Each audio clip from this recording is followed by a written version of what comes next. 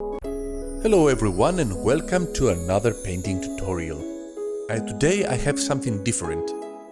A board game that will bring you memories from your childhood. Hero Quest. Recently it was announced a remastered version. As we usually do, we remove any mold lines and any defects that it had from the mold.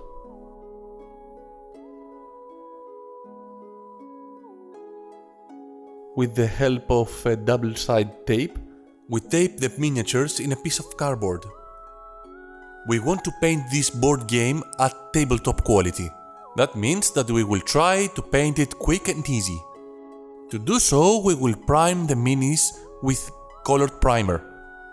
This is what I'm writing at the cardboards. So let's start with the first set of orcs. We base coat them with dark green and we highlight them with scorpion green. At the first set of orcs, we will base coat the clothes with light sea blue.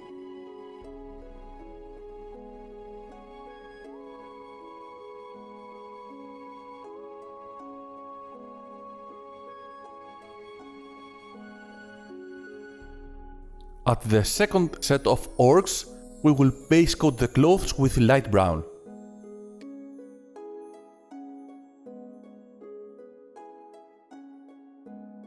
With US flat brown, I painted every shoe.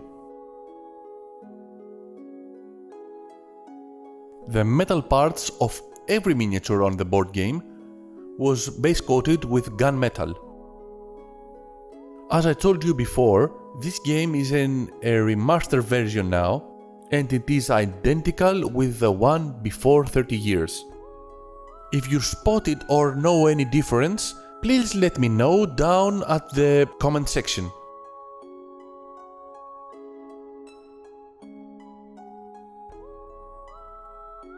The rest of the metal parts was base coated with rust. I prefer rust more than the gold, because rust seems to have a weathery effect.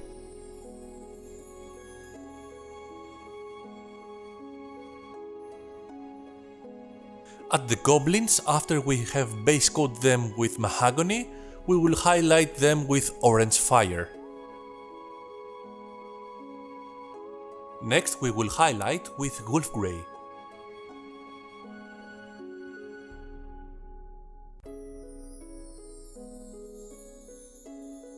As we usually do, we will paint the teeth with dead white. On the other side, we will paint the eyes with ivory. At this stage, the paint is a bit thick, so it is easier to be attached at the eye. The only good tip about the eye is practice, practice, practice. We will create the shadows with green wash. This wash is diluted 50-50 with wash medium. Additionally, you can use water.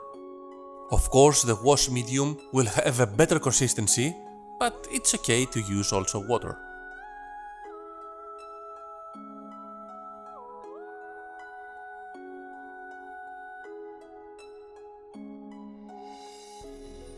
At the clothes, I use sepia wash. Sepia is a bit better instead of brown wash, because sepia is very forgiving.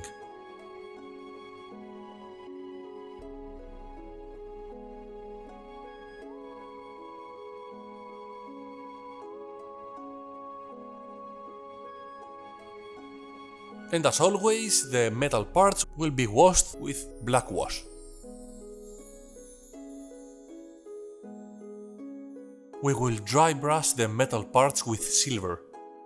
As you may already know, dry brushing is a very easy technique. You dip the brush into the paint, then you clean the brush with the wipe until no color is coming out, and then the brush is ready to dry brush the miniature. Next color comes the bone white.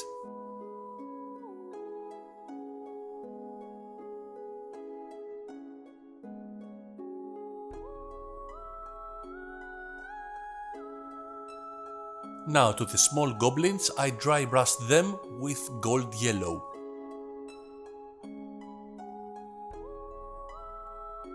Also I dry brushed the blue clothes with sky blue.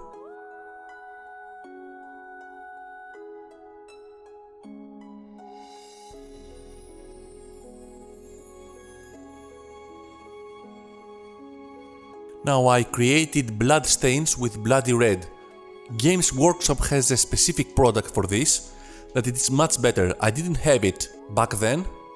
I think I will use it in an upcoming video. For the pupils, as usual, we use black. Here I diluted black with black ink and the results are perfect.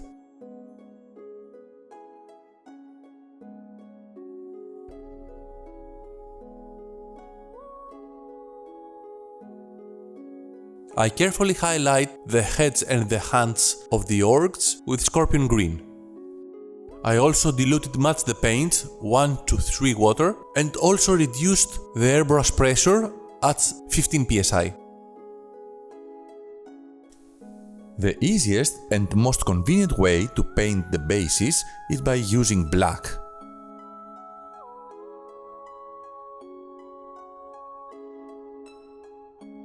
And here they are, quick, easy and nicely done.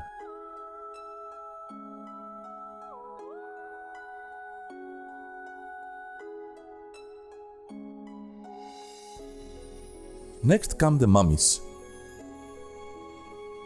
Since we have already primed them with bone white colored primer, we will apply flesh wash. We wash the zombies with green wash and some black in it to make them a bit darker. By far, the easiest way to paint skeletons is by base coating them with bone white and then wash them with sepia.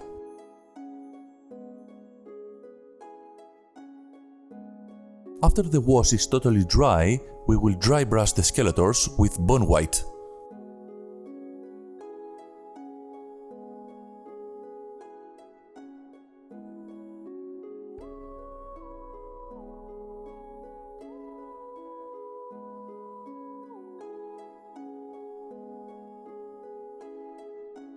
I found that a flat brush is best for dry brushing.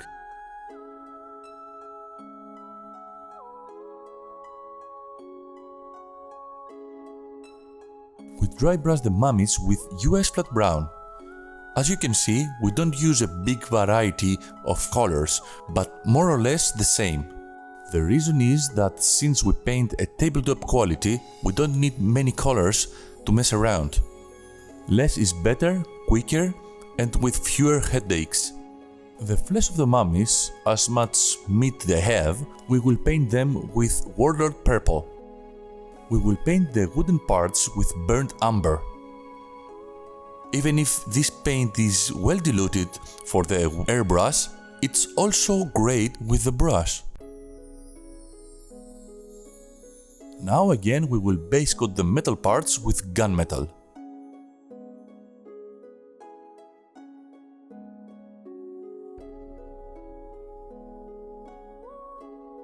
I base coat the vest of the zombies with dark sea blue.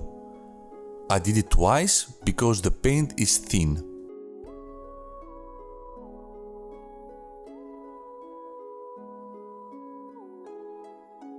I paint this cute pair of pants with US flat brown.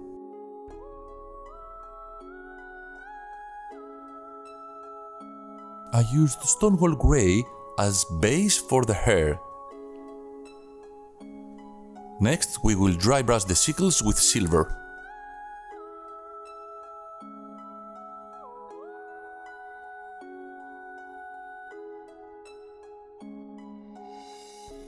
As we did before, we create blood stains with bloody red. For more realistic results, we can use technical blood from Games Workshop. As you can see, we use the dry brush technique all the time. Why? Because it is the most straightforward technique to use and master it in painting quick and miniature. With a bit thick ivory, we will create the eyeballs with the tip of the brush. This time, to make things different, I painted the pupils red. Finally, as usual, all the bases were painted black.